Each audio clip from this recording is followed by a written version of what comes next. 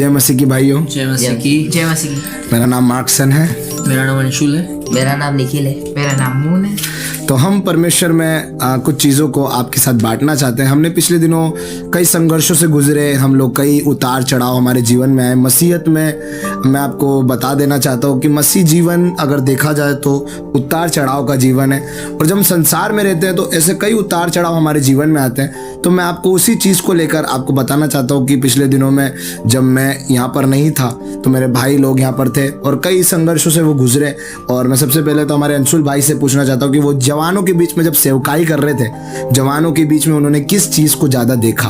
तो अंशुल भाई से मैं पूछना चाहता हूँ। मैं ऐसा बताना चाहता हूँ कि कई चीज़ों को हम जो है जब जवानों के बीच में अपने प्रभु के वचन को जब बांटते हैं तो उन चीज़ों को कई बार फेस करते हैं। पहली जो परेशानी है वो सबसे ज़्यादा है, वो निराशाजनक एक ये है कि अब जब हम बच्चों को या जवानों को जब वचन सिखा रहे हैं या सुना रहे हैं, उसके बाद जो है कई बार जो है वो बैकस्लाइड होते हैं। मतलब वो आपके वचनों को सुन जरूर रहे हैं लेकिन वो मानने में जो है कई बार चीज़ें जो है वो पीछे हट जाते हैं, या कई बार जो उनको वो रिस्पॉन्सिव नहीं होते हैं। आजकल जो हमारी यंग जनरेशन जो है वो कई दूसरी चीज़ों में रिस्पॉन्सिव बहुत जल्दी होती है, लेकिन जब हम परमेश्वर के लिए कुछ भी चीज़ों को जब अगर हम वचन सिखा रहे हैं तो हम उनसे चाहते हैं कि हम बातचीत करें परमेश्वर के वचनों द्वारा, कि अगर उनको कुछ समझ नहीं आ रहा तो वो चीज़ पूछे, अगर उनको कुछ समझ में आ रहा है और हमसे कुछ गलती हुई तो वो हमें भी सिखाए। क्योंकि परमेश्वर मसीह का जीवन ऐसा है कि बाइबल को पूरे तरीके से समझने में बहुत समय लगता है, और जब वचन से हम जब सिखाते हैं तो परमेश्वर मुझसे एक वचन के द्वारा कुछ और बात करेगा और परमेश्वर उससे एक वचन के द्वारा कुछ और बात करेगा।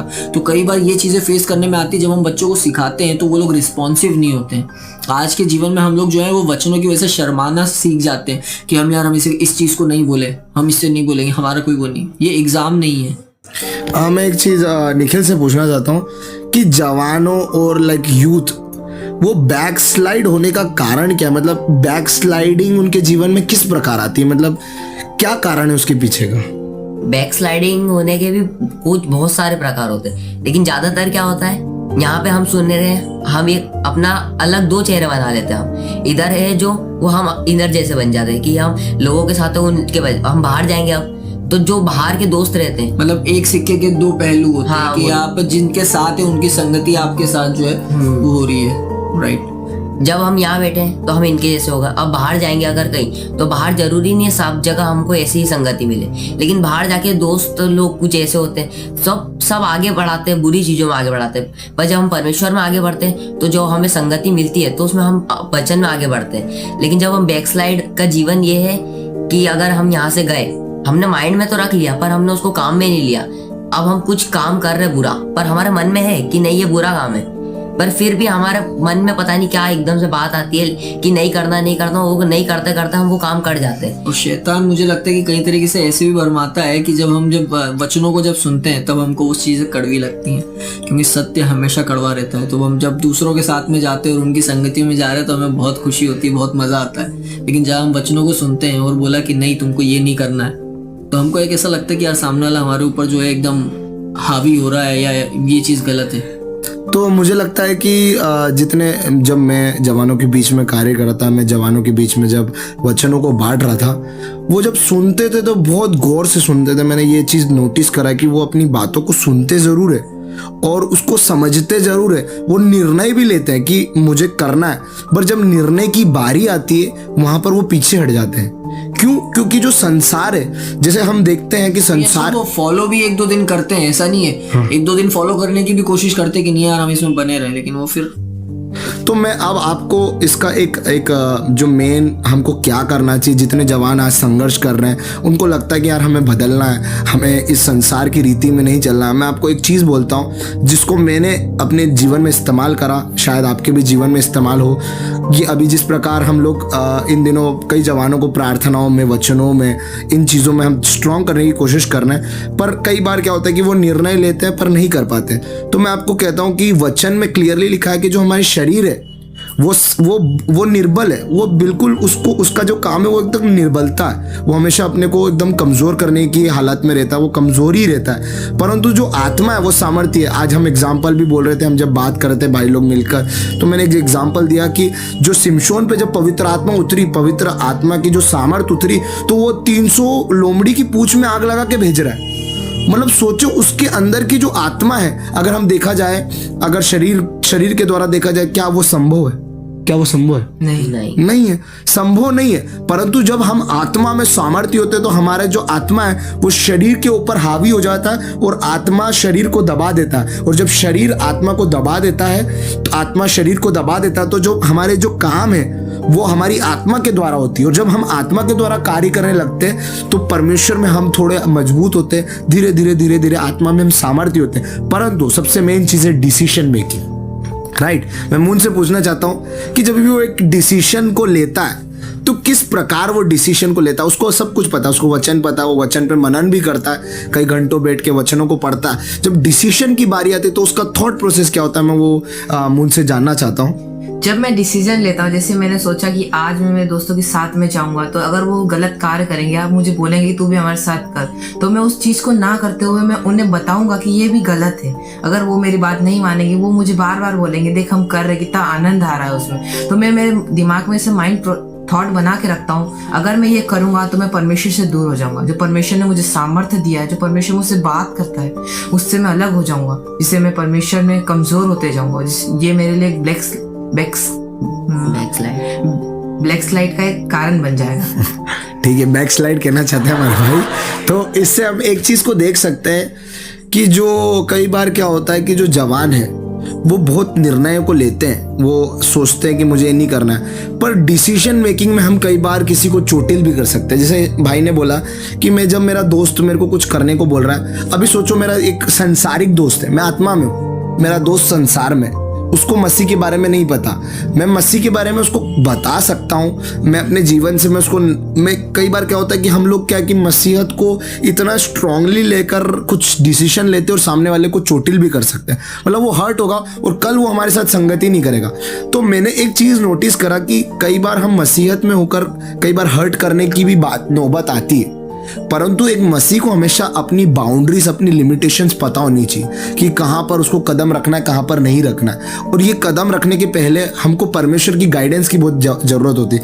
जब तक जैसे प्रार्थनाओं में, आत्माओं में नहीं रहेंगे, जब तक हमें पता नहीं चलेगा। कई बार हम नहीं बोलकर सामने वाले को परेशान कर सकते हैं या उसको दिक्कत में ला सकते हैं, हर्ट फीलिंग में ला सकते हैं।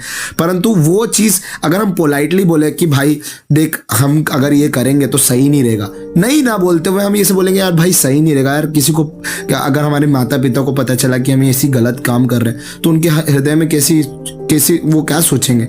तो हम उसको पोलाइटली किस प्रकार प्रेजेंट कर सकते हैं, मसीह को पोलाइटली किस प्रकार प्रेजेंट कर सकते हैं। आज मसीहत में ये चीज़ जवानों को जानना बहुत ज़रूरी है, राइट। क्या अंशुल भाई इस बात में क्या थॉट आपका? मेरे हिसाब से ये बहुत सही बात है, क्योंकि जो है आजकल जो है वो हम अपने दोस्तों की फीलिंग्स के बारे में, अपने घर वालों की फीलिंग्स के बारे में जो है वो परवाह ज़्यादा करते हुए हम अपने परमेश्वर ने जो हमारे लिए जो किया है, आप असली परमेश्वर को क्या जानते हैं कि वो आपका परमेश्वर कौन है। जब आप ये सोचेंगे कि परमेश्वर आपके लिए क्या कर रहा है, आप अपने परमेश्वर आपके लिए क्या कर रहा है, ये चीज़ जब सोचेंगे, जब आप परमेश्वर के पास नहीं आएंगे, आपको परमेश्वर के पास जब आना कि परमेश्वर ने आपके लिए क्या किया है, तभी आप परमेश्वर के पास आ पाएंगे या उसको जो है ढंग से एक्सप्रेस कर पाएंगे लोगों के सामने भी, कि वो लोग हर्ट भी ना हो। और उसके बाद जो है, क्योंकि आपको उन्हें भी बचाना है, परमेश्वर ने सिर्फ आपको नहीं चुना है, परमेश्वर ने उनको भी चुना है। कई बार जो है हमने भी अपने दोस्तों को खोया है, ऐसा नहीं है, कई बार हम भी जो है गलत संगतियों से दूर हुए हैं, लेकिन वो क्यों हुए? क्योंकि परमेश्वर की संगति जो है वो हमारे पास थी हमेशा से, और परमेश्वर की संगति पास होना बहुत जरूरी है। मैंने एक चीज देखा है कि कई बार क्या होता है कि हम मसीह में जब थोड़े से मजबूत हो जाते हैं, मतलब एकदम मसीह हमारे अंदर होता है, मसीह को हम बहुत प्रेम करने लगते हैं, तो हमारे अंदर एक एक्साइटमेंट होता है कि हम मसीह के लिए कुछ भी कर गुजरने को तैयार रहते हैं। परंतु हम ये भूल जाते हैं कि भाई मसीहत सिर्फ मेरे लिए नहीं है, मसीहत सिर्फ क्या बोलते हैं इस मेरे दोस्त के लिए नहीं है जो मसीह में, मसीहत सबके लिए। और हमको मसीह को इस प्रकार प्रदर्शित करना है उनके सामने कि आने वाले दिनों में उसको लगना चाहिए कि भाई यार ये जो बंदा है, इस बंदे के बाद इसके बंदे के पास कुछ अलग है, मेरे को ये पाना है। मतलब मैं ये बताना चाहता हूँ कि आधे से ज्यादा लोगों को ये भी नहीं पता है कि क्रिश्चियनिटी एक धर्म नहीं है। क्रिश्चियनिटी कोई धर्म नहीं है। हमारा यीशु मसीह किसी धर्म को प्रमोट करने नहीं आया। क्रिश्चियनिटी एक धर्म नहीं है। क्रिश्चियनिटी मन बदलता है। यीशु मसीह मन बदलने आया था, कोई धर्म बदलने नहीं आया। और आज तक किसी का भी मुझे नहीं लगता है कि परमेश्वर ने धर्म बदला हो। आज मैं आपको एक और चीज बताता हूँ जो कड़वा सत्य है। मसीहत को सबसे ज़्यादा सताया जाता है, मसीह जो लोग हैं उनको सबसे ज़्यादा सताया जाता है। और अगर मसीह लोगों को आप देखोगे, जो मसीह को सच्चे मसीह जो हैं वो ना चोरी करते हैं, ना ऐसे कोई कार्य करते हैं। अभी मैंने पिछले दिनों जेल मिनिस्ट्री करा, मैंने वहाँ पर देखा कोई भी मसीह नहीं है, वहाँ पर कोई भी क्रिश्चियन बंदा नहीं है जिनके साथ आप मतलब वो प्रेम को बांट सके। परंतु क्रिश्चियन रियल मसीह, हाँ रियल मसीह जो वहाँ क्रिश्चियन नाम के जो बंदे, वहाँ पर क्रिश्चियनिटी के बंदा ही नहीं है। मतलब सोचो, मसीह छोड़ो, जो बंदा क्रिश्चियन है वही नहीं है वहाँ पर जेल के अंदर। तो मैंने एक चीज़ नोटिस करा कि जब मसीहत में हम आते हैं तो हम बुरे काम को छोड़ने लगते हैं, और जब हम बुरे काम को छोड़ने लगते हैं तो संसार को क्या पसंद है? संसार को सबसे ज़्यादा, जो दुनिया वाले उनको सबसे ज़्यादा पसंद है कि उनके साथ संगति, मतलब जो गलत कामों में ज़्यादा है। और पर आप अगर देखा जाए, गलत काम हमेशा गलत चीज़ों को पैदा करती है। अभी आप सोचो कि 10 बंदे गलत काम कर रहे हैं हमारे देश के अंदर, तो वो देश को भी खराब कर रहे हैं, देश को नाम को भी खराब कर रहे हैं, और साथ ही साथ में जो एरिया में उसको भी खराब कर रहे हैं। परंतु आप सोचो कि एक बंदे का मन अच्छा हो गया, सुधर गया, मेरा मन अच्छा हो गया, मैं इसको बता रहा हूँ कि यार मेरा मन कैसा अच्छा हुआ, और हम सब मिलकर अच्छे होते गए। मतलब मेरा घर, पहले परिवार अच्छा हो गया, फिर मेरे पड़ोसी अच्छे हो गए, मेरा पूरा कस्बा अच्छा हो गया, मेरा कस्बा अच्छा हो तो मेरा शहर अच्छा हो गया। तो जब ये शहर बढ़ता जाएगा तो हमारा देश अपने आप ही अच्छा हो जाएगा। जैसे हम स्वच्छ भारत अभियान देखते हैं, जब धीरे धीरे जब एक स्टेट को एक सिटी को बदलता हुआ देखा, इंदौर आज सबसे नंबर 1 है, जब उसको बदलता हुआ देखा लोगों ने, तो उनको भी मन हुआ कि नहीं यार, हमें भी ये चीज़ को करना है। तो मसीहत भी ऐसा है कि जब मसीह में लोग आते हैं, कुछ चीज़ें बदलती है, तो कई लोगों का इन्फ्लुएंस होता है कि हमें भी बदलना है, और उस वजह से हमारी जो हम मतलब लोग हैं बढ़ते जाते हैं। तो इस कारण से लोगों को लगता है कि नहीं कन्वर्ट कर रहे हैं, परंतु कन्वर्शन वो उस वे में नहीं हो रहा है। अच्छाई को देख के कन्वर्ट हो रहा है, अच्छाई को देखकर वो सुधारने की कोशिश कर रहे हैं, और सुधरना अच्छी बात है मुझे लगता है। जाति नहीं बदल रही है, आप सुधर रहे हो, आपका मन परिवर्तन हो रहा है। कई बार मैंने कल ही इस चीज़ के बारे में बताया था कि बाइबल के अनुसार जो मसीह है, तो मुझे नहीं लगता किसी का मसीह बनना गलत है। बाइबल के अनुसार मसीह मतलब, अगर कोई मुझे अगर ऐसा बोल रहा हो कि भैया ये भी मसीह बन रहे, वो भी मसीह बोल रहे, तो मैं डंके की चोट पे ये चीज़ बोलना चाहूँगा कि अगर बाइबल के अनुसार अगर कोई मसीह है तो वो क्या गलत है, उसमें कोई हमें बता दे कि क्या मसीह बनना क्यों गलत है, ये मुझे सिर्फ बता दे। क्योंकि बाइबल के अनुसार जो मसीह है वो किसी भी गलत चीज़ों के पीछे नहीं पड़ेगा, और जब कोई गलत चीज़ों के पीछे नहीं पड़ेगा तो आज हम सिर्फ ढूंढ क्या रहे हैं? सिर्फ शांति। आज हमें कहीं भी हम जब जाते हैं तो हमें भय क्यों लगता है? कई बार जो है हमें ऐसा लगता है कि यार हम इस सुनसान रास्ते से जा रहे हैं, कोई हमें जो है चोट ना पहुंचा दे, कोई हमें जो है लूट ना रहे। तो मसीह बनने के कारण अगर सब चीज़ें सुधर रही हैं तो मसीह बनना क्या गलत है? सही बात है। मैं एक और चीज़ वापस निखिल के टॉपिक में आना चाहता हूँ। निखिल ने हमसे बोला कि एक 2 तरफा जीवन, क्योंकि अभी मसीहत की बात कर रहे हैं तो मसीहत को जो प्रेजेंट करते हैं, जैसे मैं मसीह हूँ, मैं जब प्रेजेंट करने जा रहा हूँ, मैं मसीहों के सामने मसीह को प्रेजेंट कर रहा हूँ, पर जब मैं संसार में जा रहा हूँ, जब वो मसीह को प्रकट नहीं करने के कारण कई लोग मसीहत को गलत नज़र से देख रहे हैं, और गलत नज़र से देखने के कारण मसीहत को लोग एक अलग वे में देख रहे हैं। आज मैं अगर मसीह हूँ, मैं अगर एक तरफा जीवन जीऊँ या मसीह में जीऊँ, जब मैं अपने मसीह को लेकर जब उस जगह पर जाऊँगा जहाँ पर लोग संसार में, जब वो मसीह के प्रेम को लेकर जाऊँगा, जब मैं प्रेम को बांटने लगूंगा, देखना अपने आप लोग उसको जानने लगेंगे और उसको समझने लगेंगे। हम कई बार सोचते हैं कि हमको यार उसको खुश करने के लिए ये चीज़ करना पड़ेगा, राइट? कई बार नहीं है ना, हम खुश करने के लिए करते हैं। अभी सोचो कि अगर मैं मसीह के प्रेम को लेकर जा रहा हूँ, अगर मैं उसको भाईचारे में कुछ चीज़ें, जैसे वो मेरे को गाली दे रहा है, गाली देकर संभाल रहा है, तो मैं उसको बोलूँगा कोई बात नहीं भाई, आप तेरे को परमेश्वर आशीष दे। क्या ये गाली देने से मेरे को समझ में नहीं आता, मुझे समझ नहीं आता कि इसमें क्या है, मतलब इसमें से मेरे को कुछ खुशी नहीं मिल रही यार भाई। तो जब आप इस प्रेम को बांटने लगोगे, जब अपने आप को आप बदल कर बांटने लगोगे, तो देखना अपने आप उसके अंदर का रिस्पॉन्स देखने पाओगे। पहले तो वो खुद समझेगा कि यार ये क्या बोल रहा है उसके, क्योंकि ये कुछ नया है। जब आप एक नई चीज को किसी के अंदर डालोगे ना, तो वो सोचेगा कि यार कुछ नया है, और वो धीरे धीरे उस चीज को समझने लगा। परंतु हम क्या करते हैं, शुरुआती दौर में ही उस चीज को नहीं करते, और इस कारण से मसीह, उनको क्या लगता है कि बाकी लोग जैसे ही है मसीह लोग भी। आजकल का जो ज़माना चल गया है रील्स वाला, 15 सेकंड वाला, वो ज़माना बहुत ख़राब है, क्योंकि लोग जो चाहते हैं कि वो इंस्टेंट उनको सारी चीज़ें मिल जाए, इंस्टेंट जो है वो सारी चीज़ें हो जाए। जब वो मसीह के अंदर भी जब नए नए आते हैं तो एकदम गर्म, एकदम आग से भरे हुए। हमारे साथ भी होता था ऐसा, मैं ये नहीं बोल रहा कि हमारे साथ नहीं हुआ, हमारे साथ भी नहीं अब तो हम ये कर देंगे वो कर देंगे, लेकिन नहीं, मसीह हमें जो है वो धीरज बनना सिखाता है। मसीह में एक वचन है कि तुम जो है अंत तक अपनी जो दौड़ है वो धीरज के साथ दौड़ो, परमेश्वर का आना बहुत निकट है, फिर भी परमेश्वर क्या बोलता है कि तुम धीरज के साथ दौड़ो, क्योंकि जल्दबाजी में हमेशा गलतियां होती हैं। तो कई बार यही होता है कि हम लोग जितने जवान लोग हैं, मैं जवानों से ज़्यादा बात करता हूँ, तो जवान लोगों के जीवन में कई बार ऐसा होता है कि वो जब मसीह में आते हैं तो एकदम से वो बहुत एकदम एक्साइटेड होते हैं, फिर जब उनको एक्साइटमेंट खत्म हो जाता है तो फिर वो संसार में चले जाते हैं। परंतु परमेश्वर चाहता है कि धीरजमंद होकर हम दौड़ो। जिस प्रकार भाई ने बोला, अंशुल भाई ने बोला कि हमें धीरज के साथ जब दौड़ेंगे, मतलब सतर्क धीरज, जब देखना कभी भी जब एक इंसान धीरज से दौड़ता है ना, वो सतर्क होकर दौड़ता है, मतलब उसकी नजरें आगे भी रहती है और वो सतर्क रहता है कि यार क्या हो रहा है आसपास में मेरे। और दूसरा ये भी कि एग्जाम्पल मैराथन रेस का ले लें, अगर हम इस स्टार्टिंग में जो है स्प्रिंट के साथ भाग जाएंगे तो हम अपनी रेस को पूरा नहीं कर पाएंगे कभी भी। देखो पिछले दिनों में हमारे साथ भी ये दिक्कत हुई कि हम मसीह में ठंडे गरम ठंडे गरम ठंडे गरम ठंडे गरम इसमें थे, पर जब हम मसीह में आगे बढ़ने लगे, धीरज के साथ दौड़ने लगे, जब हमको धीरे धीरे हम मसीह को समझने लगे, हमारे अंदर से पहले हमारे छोटी छोटी आदतों को हम छोड़ने लगे।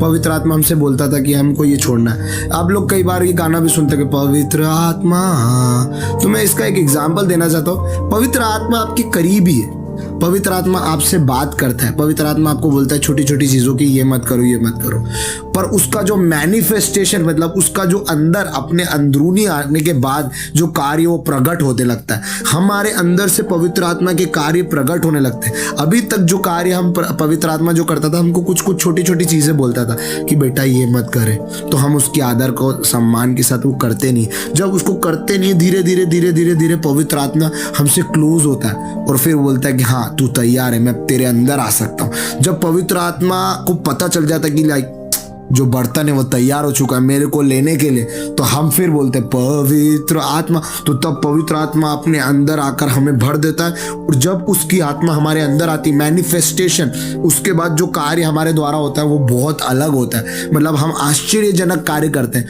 वो कार्य करते हैं जो लोगों की नज़र में अद्भुत है, मतलब लोगों को लगता है कि वो अद्भुत है, पर वो एक छोटा सा एक मतलब ऐसा होता है कि पवित्र आत्मा का छोटा काम है वो। जब हम आत्मा में बढ़ने का मतलब ये है कि पवित्र आत्मा जब हमारे अंदर आता है, हम धीरे धीरे धीरे धीरे करके उसकी सामर्थ्य में बढ़ने लगते हैं। हम देखते हैं कि पौलुस जब चलता था उसकी परछाइयों से लोग चंगे होते थे। जब एजेकियल आत्मा में भरा तो वो सूखी हड्डियों पे जान डाल रहा है, बोलता कि सूखी हड्डियों पे जाकर भविष्यवाणी कर रहा है कि तू इसमें जान आ जाए और एक सेना बनकर खड़ी हो जाए।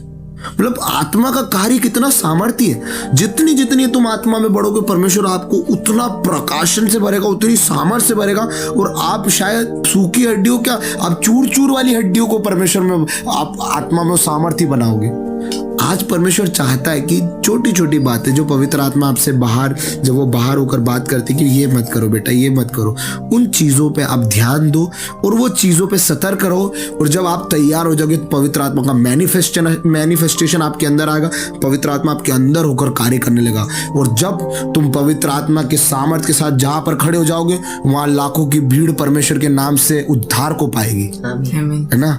तो मैं आप सभी से एक निर्णय लेना चाहता हूं कि आप छोटी छोटी बातों में विश्वास योग्य रह के परमेश्वर का कार्य करें। आपको परमेश्वर बोल रहा है कि नहीं बेटा आज तेरे को ये चीज नहीं करना है, तो उस चीज को ना करिए।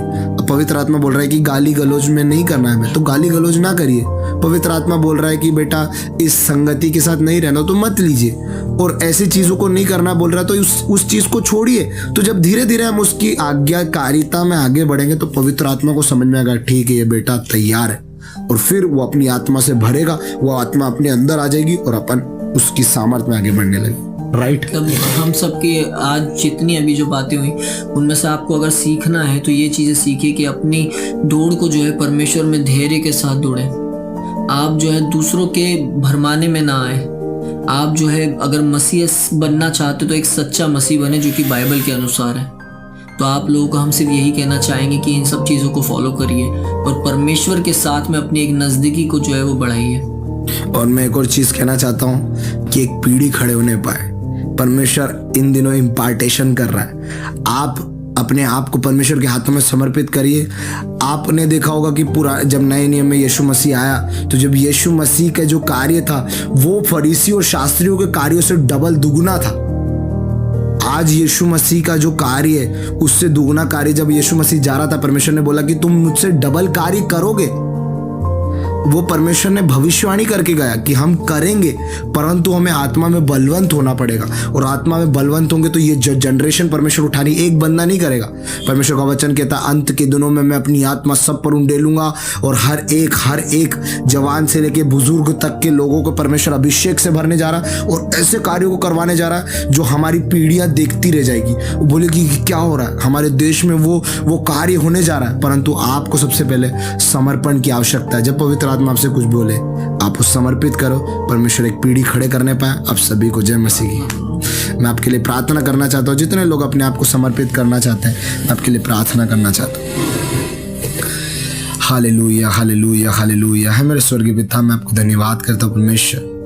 प्रभु जी आपका मैं स्वागत करता हूँ। प्रभु जी हमने परमेश्वर एक छोटे से कार्य को शुरुआत दी है परमेश्वर। हम एक पीढ़ी को खड़ा करने जा रहे हैं परमेश्वर। हम विश्वास करते हैं जो हमने बातें कही है परमेश्वर, ये हवा में नहीं कही है परमेश्वर, आपकी आत्मा से भर कर कही है परमेश्वर। जितने लोग प्रभु जी हमें सुन रहे हैं परमेश्वर, वो आपकी आत्मा के प्रकाशन को प्राप्त करने पाए प्रभु जी, बड़े बड़े कार्य को करने पाए आत्मा की सामर्थ्य में प्रभु जी भर कर प्रभु जी। जिस प्रकार एजेकिएल भविष्यवाणियां कर रहा है प्रभु जी, और ऐसा होने पाए परमेश्वर। सूखी हड्डियों में जान लाकर प्रभु जी उसे एक सेना बनाने वाले होने पाए प्रभु जी। मैं प्रार्थना करता हूँ प्रभु जी हम चारों भाई, हमारे पांचों भाई, जितने भाई बहन प्रभु जी हमें सुन रहे हैं, उन सभी को आपके पवित्र लहू से बाड़ा बांध के रखता हूँ परमेश्वर। आपके लिए हम खड़े होने पाए, हमारे सारे संघर्षों को आप आनंद में बदलना परमेश्वर। आप ऐसा कर रहे, धन्यवाद करते। पवित्र आत्मा की सामर्थ्य को महसूस करने पाए, पवित्र आत्मा में बढ़ने पाए और प्रभु जी उसके मैनिफेस्टेशन को प्रभु जी महसूस करने पाए प्रभु जी। मैं प्रार्थना करता हूँ आप ऐसा कर रहे, धन्यवाद करते। छोटी सी विनती प्रभु यीशु मसीह के नाम से मांगते हैं, सुन और ग्रहण कर पिता, आमीन।